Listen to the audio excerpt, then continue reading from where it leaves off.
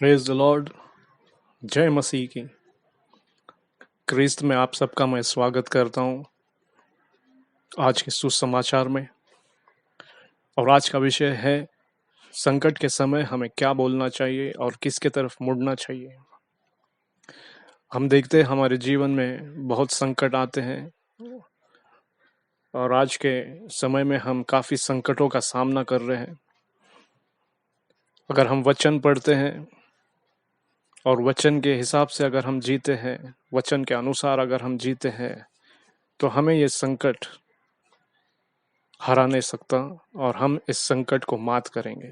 तो आइए हम लोग देखते हैं दूसरे राजा के किताब में। अगर हम 4 अध्याय में जाते हैं, 8 से अगर हम पढ़ते हैं, तो वहां पर एक स्त्री थी शूनेम गांव में।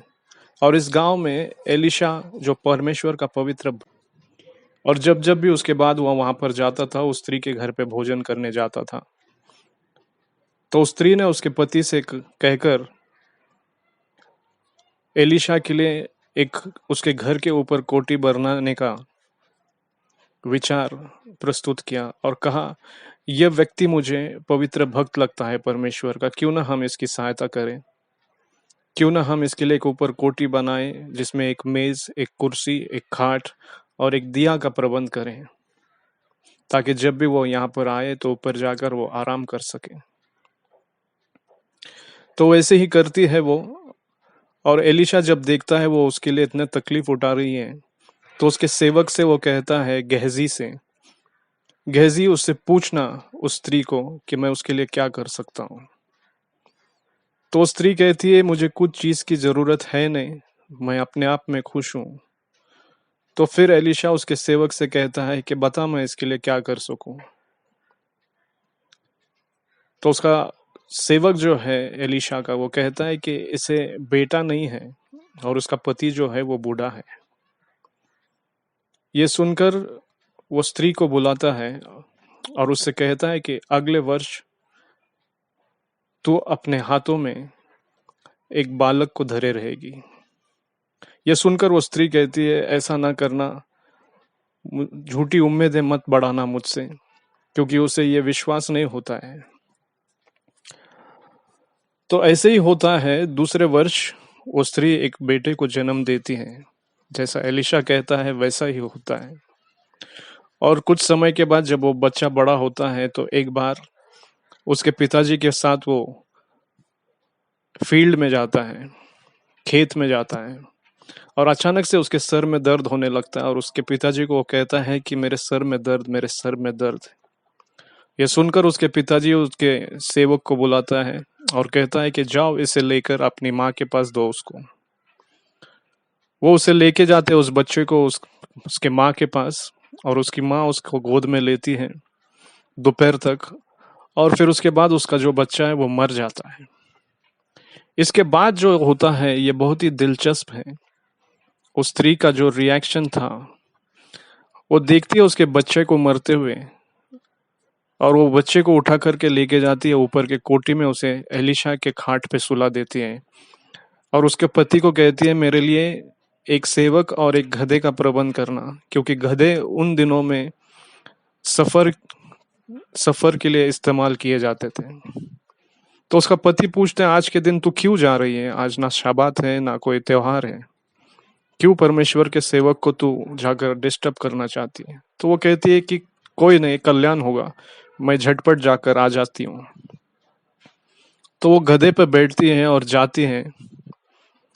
और जैसे वो जाती है तो एलिशा के घर तरफ पहुंचते रहती है, तो एलिशा की नजर उस पर पड़ती है, और तो वो उसके सेवक गहजी को कहता है, देखो वो शुने में स्त्री आ रही है, और जाकर उसे पूछो सब उसके उसके जीवन में सब कुछ ठीक है, कुशल मंगल है। तो जब गहजी उससे पूछता है तो वो कहती है, हाँ सब कुशल मंगल है। और जाकर वो एलिशा के पैर पकड़ती है, और तब वो गहजी उसे दूर करने देखता है, तो एलिशा कहता है, छोड़ दे उसे, तू देखता नहीं है कि वो परेशान है। तब वो स्त्री उसका मुंह खोलती है और कहती है, हे पवित्र दास, क्या मैंने तुझसे बेटा मांगा था? मैंने नहीं कहा था तुझे मेरी उम्मीदें को मत बढ़ाना? तो एलीशा कहता है कि परमेश्वर ने तो मुझे कुछ कहा नहीं इसके बारे में, और उसके सेवक से कहता है गेहजी से, ये छड़ी मेरा लेकर जा, और बीच में अगर रास्ते में कोई तुझे सलाम दुआ करने को मिलता है तो उनका सुनना नहीं, सीधे उस घर में जा जिधर वहां बालक है और उसके ऊपर ये छड़ी को धरना। तो ये गेहजी जाता है और छड़ी को ऊपर धरता है, और उनके पीछे पीछे वो स्त्री और एलीशा जाते हैं, और ये सेवक देखता है कि बच्चा उठता नहीं। तब एलीशा उसके घर में जाता है, दरवाजा बंद करता है और उसके उसके बच्चे के ऊपर सोता है, उसके आंखों पर आंख लगाता है, उसके मुंह पर मुंह रखता है और हाथों पे हाथ रखकर सोता है। जब ऐसा करता है तो वो बच्चे के शरीर में गर्माहट आती है, और फिर उठता है एक बार, और फिर वही करता है, प्रार्थना करता है पहले, वो करने से पहले। और तब वो बच्चा जो है 7 बार छींकता है और उसके अंदर जान लौट आती है। और फिर वो उसके सेवक को बुलाता है, गेहजी को, और कहता है उस स्त्री को बुलाना। और जब वो स्त्री आती है तो वो उसे उसका बच्चा लौटा देता है। क्रिस्त में मेरे भाइयों बहनों, ये जो स्त्री थी उस पर इतना बड़ा संकट आया था। एक माँ के लिए उससे बड़ा दुख नहीं हो सकता जब उसके बच्चे को मृत देखती है। लेकिन सोचने वाली बात है, समझने वाली बात है कि उस स्त्री ने कभी उसके मुख से उसके पति को भी नहीं बोला कि उसका बच्चा मर गया है, ना उसके सेवक को बोला उसका बच्चा मर गया, ना कि एलीशा का सेवक जब उससे पूछता है सब कुशल मंगल है तो वो कहती है कुशल मंगल है। क्रिस्त में मेरे भाइयों बहनों, हमें ये सीखना है, जब संकट आता है तो हमें हमारा मुंह बंद रखना चाहिए और हमें उनके पास जाना है। उसने क्या किया, वो पवित्र सेवक के पास, पवित्र दास के पास गई, और उसके पास कहा उसने। आज हमें जब संकट आता है तो हम हमारे मुख से क्या क्या बोलते हैं। नेगेटिव घोषणा हमें नहीं करना चाहिए, क्योंकि हम परमेश्वर के सामर्थ्य में जीने वाले लोग हैं।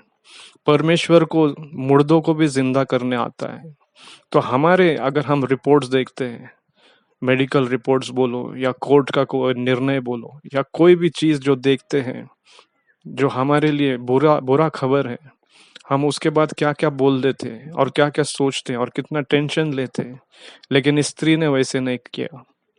स्त्री ने सीधा अपने मुख को बंद रखा और सब कुशल है कहा, क्योंकि वो विश्वास करती थी अगर उसके प्रार्थना से बच्चा मिल सकता है तो उसके प्रार्थना से मृत बालक को के शरीर में जान फिर आ सकती थी, ये वो जानती थी। आज परमेश्वर हमसे भी यही चाहता है। जब हम परेशानी में जाते हैं, जब हम संकट में से जा रहे हैं, तब हम संकट के बारे में बात न करें।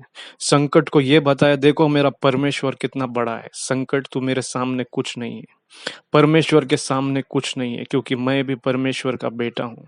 मेरे और परमेश्वर के सामने तो कुछ है नहीं, मेरा परमेश्वर तेरे से कहीं बड़ा है और वो मेरे लिए सब कुछ कर सकता है। जब आप ऐसा सोचते हो और जब ऐसे आपके मुख से आप कबूल करते हो, तब आप परमेश्वर का महिमा अपने जीवन में देख पाओगे।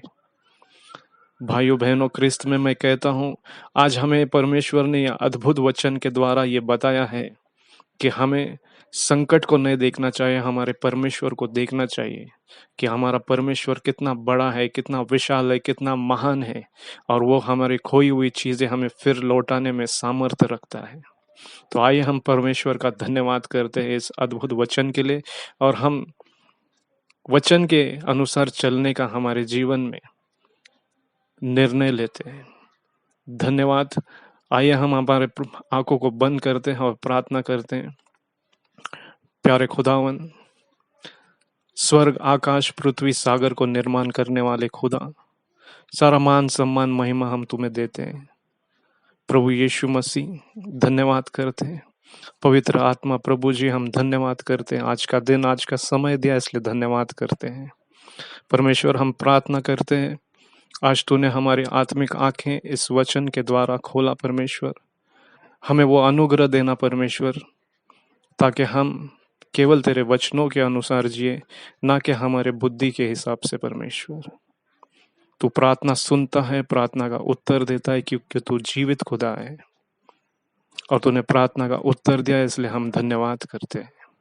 ये प्रार्थना हम हमारे प्रभु यीशु मसीह के जीवित नाम से यहोवा पिता के पास मांगते हैं।